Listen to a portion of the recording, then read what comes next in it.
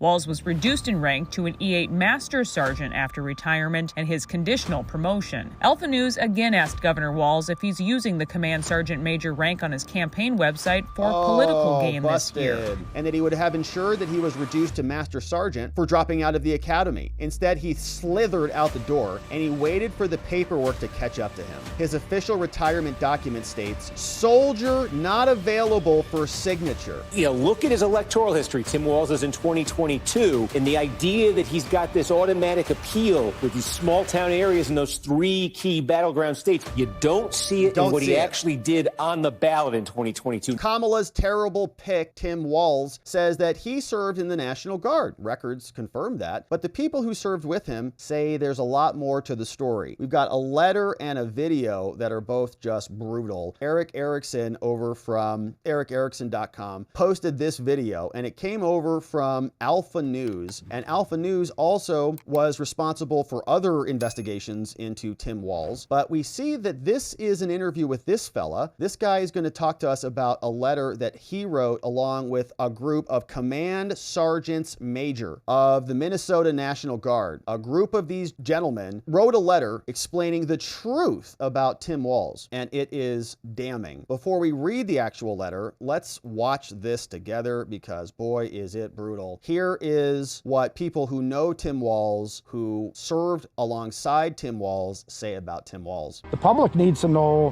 how pathetic his leadership was as a National Guardsman. On a 150-year-old farm in Brewster, Tom Behrens hopes his tell-it-like-it-is style will finally get the attention he believes it deserves in Minnesota's race for governor. In a way, he's back again to wage a public war of words against Tim Walz. Walz is a traitor. He abandoned us, I mean, what the hell kind of leader does that? I mean, he just, as soon as the shots were fired in Iraq, he turned and ran the other way and hung his hat up and quit. We'll get to Behrens' new message for voters in a moment, but this all starts years earlier when Behrens says Walz' misleading statements about his military service first led him to come forward in the fall of 2018. So you try to get this message out, but Minnesota's largest newspaper checks it out, says it's 100% true, but yet refuses to print. When I hung the phone up, I said, what the hell is this, North Korea? Back in 2005, a warning order went out to the 1st Battalion, 125th Field Artillery to mobilize for a mission to Iraq. At the time, Walz served as the unit's highest non-commissioned officer, but months later, Walz would retire from the Guard, avoid the deployment, and run for Congress. Bye. Tom Behrens was next in line for the position and was asked to take his place. I was like, well, for Pete's sake, if this guy quit, if I say I'm not going to do it, I mean, what the hell kind of leadership is that? If a company would say that we're going to deploy to Iraq or somewhere and you're going to be gone for whatever amount of time, and then a foreman just says, no, I'm not going. I mean, what does that say to the 500 people that work in that factory? Behrens would go on to serve in Iraq on a nearly 2-year deployment as a command. Isn't that wild? So Tim Walz could be standing right there. Tim Walz could be standing right there next to him. But he bailed. He ran away. He was there for a long time, got all the credentials, National Guard.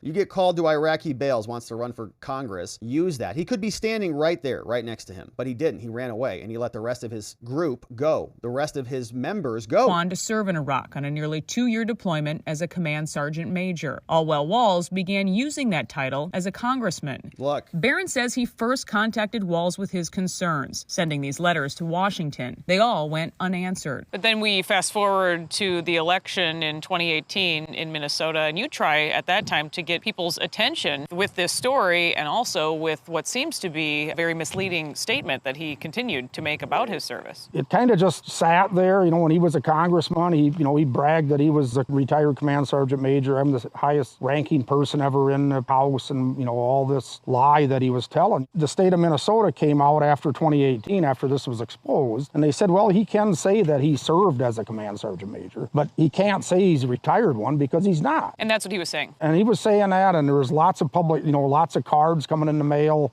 for him to be elected. They said right on there he's a retired Command Sergeant Major, just tooting his own horn, just hanging on the coattails of people that actually are Command Sergeant Majors that went through all the process and put all the time in. A spokesperson for the Minnesota National Guard said Walz wasn't able to retire as a Command Sergeant Major since he failed to complete coursework and requirements related to the rank. Verified documents show the Army corrected his service record. Walz was reduced in rank to an E8 Master Sergeant after retirement and his conditional promotion. Alpha News again asked Governor Walz if he's using the Command Sergeant Major rank on his campaign website for political gain this year. A spokesperson spokesperson said this has been in the news before and pointed us to a past story where Walz said, quote, normally this type of partisan political attack only comes from one who's never worn a uniform. It's stolen valor is really what it is. I don't know of anybody else that's what he's done. But we called it the truth about Tim Walz. In 2018, Barron's gave the story the full court press. We'll read it. We, retired command sergeant majors of the Minnesota National Guard, feel it is our duty and responsibility to bring forth the truth as we know it concerning his service record. I put together information on it, and I sent it out to every single radio station and newspaper and TV station I could in the state. The bottom line in all of this is gut-wrenching and sad to explain. When the nation called, he quit. Twin Cities TV stations and the Star Tribune were silent, even after Barron says the newspaper checked it all out. The Star Tribune endorsed Walz in 2018 for governor.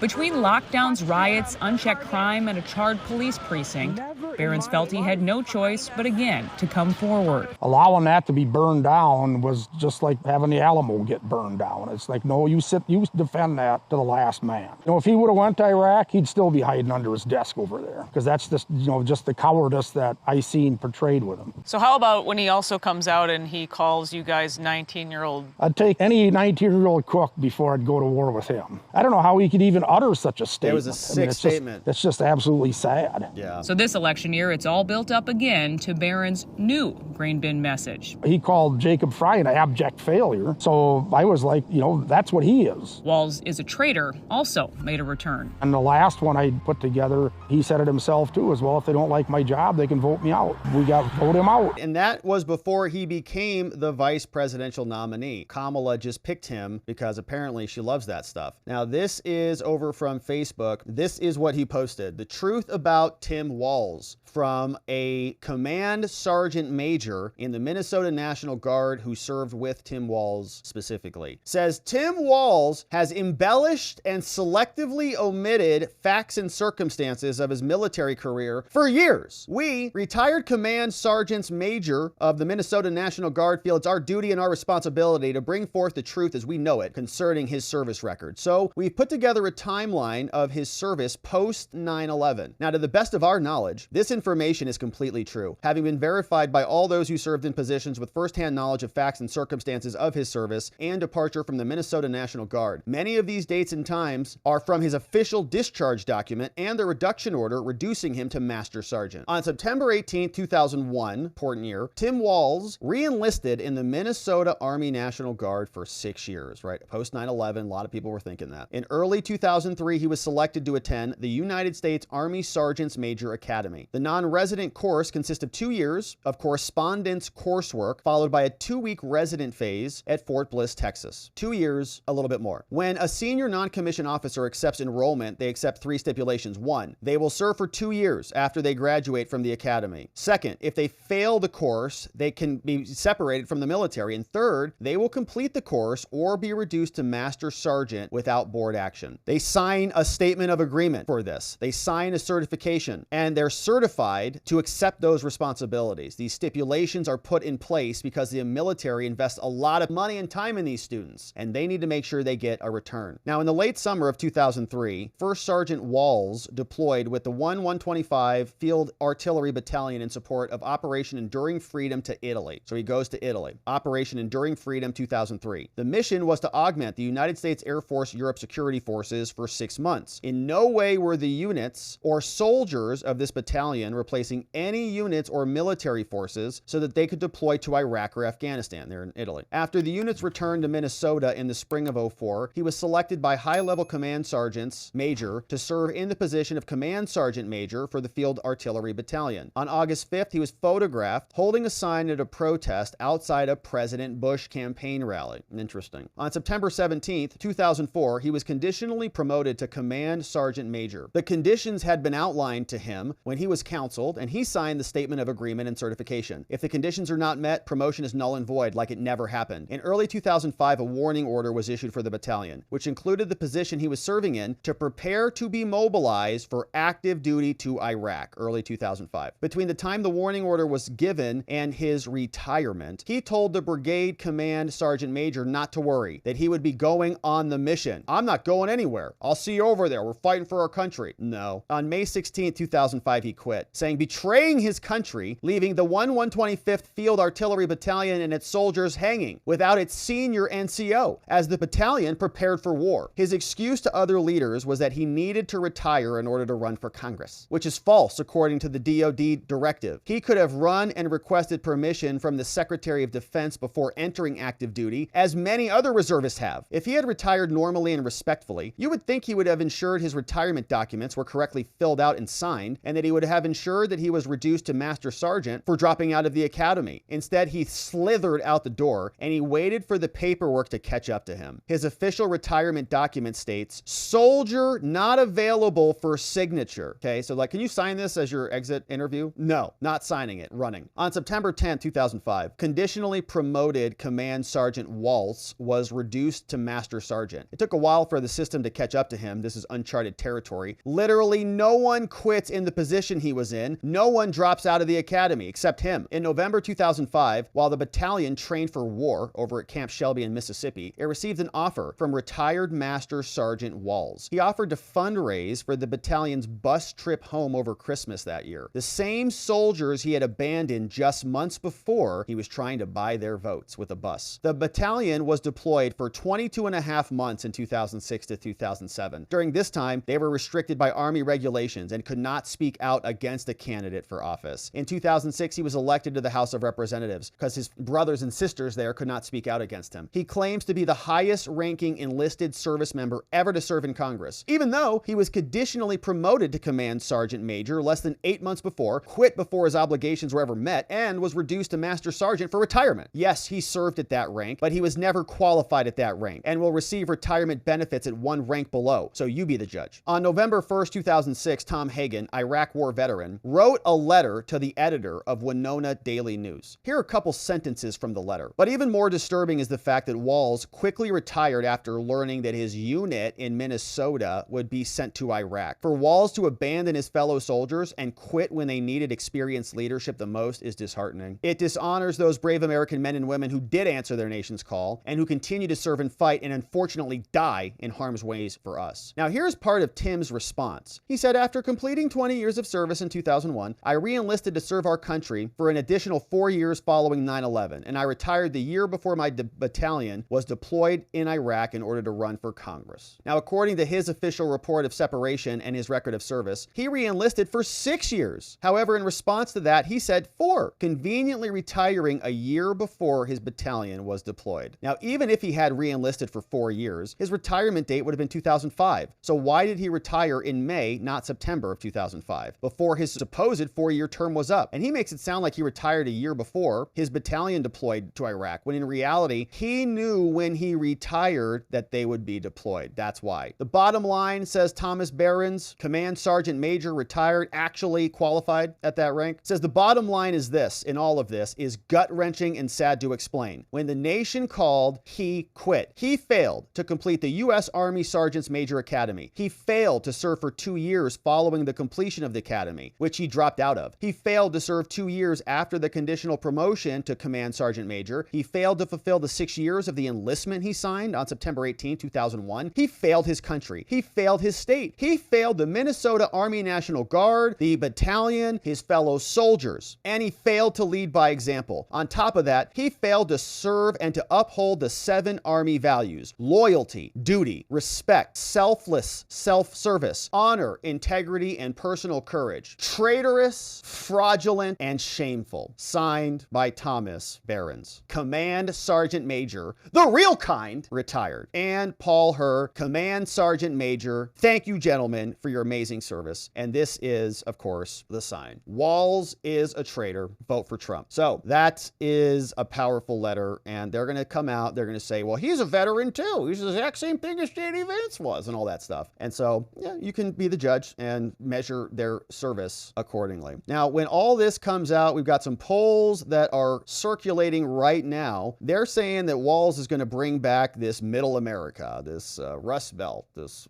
flyover Midwestern part of the country. But MSNBC saying, not so fast. This guy maybe hasn't done that great. Says he's got some small towns. They've lost ground already there, and it may not work out that well for him. Let's see what they're saying over there. Now, Now, here's the key, because this county, Democrats used to be much more competitive in. Look at this. In 2012, Barack Obama won 43% of the vote in this county. It was only a little bit more than 10 points that he lost to Romney by here. The floor fell out for Democrats here when Trump came along in that Clinton race in 2016, and they haven't recovered it since. And that Walz performance here, it's a little less than Biden's number, it's more than Clinton's, and it's a far cry from what Obama was doing here. And again, I'm showing you one. This is a stand-in for dozens of counties in Minnesota where you saw the same thing with large rural populations, blue-collar white populations, where Obama, and some of them he was winning, others he was holding his own just a dozen years ago. This is where Democrats have lost ground. And Walz in 2022, he didn't gain any ground that the Democrats had lost. He didn't do that here. He didn't do that in other counties. Walz really owes his victory. That margin, he got 8 points there statewide. He owes it to the Twin Cities area here, the area where Democrats in Minnesota and all these other states are already doing well. It's the standard Democratic victory model in a state like this. It got Walz in 2022. This is the biggest county in the state. This is where Minneapolis is. Hennepin County. Walz wins this by 44 points. Look at all the votes that came out of their total. It's huge. And again, that's right in line with what Joe Biden did in 2020 when he won Minnesota. And again, just wind the clock back here. So what benefit do you 12 get? years ago, this was still a blue county, but less blue. So it's the suburban areas, the metropolitan areas that have gotten much more blue, and Walz performed just like Biden did, better than Clinton did in places like this. And then in the rest of greater Minnesota, small town Minnesota, where the Democrats have been losing ground, Walz performed basically just like Biden did as well. So, look at his electoral history. Tim Walz is in 2022, and the idea that he's got this automatic appeal with these small town areas in those three key battleground states, you don't see it in what he actually did on the ballot in 2022. It's all fake, okay? They're just trying to say he's a Midwestern fella. Everybody loves him, all over flyover country. Not true. The guy is just a big city liberal. The reason he won is because he won the Twin Cities, and that's all. And we'll be here continuing to cover, my friends. And so, thank you so much for joining us today, and I appreciate you liking this video and subscribing while you're here. That'd be great, because I'd love to see you again on the next video, which will be here tomorrow.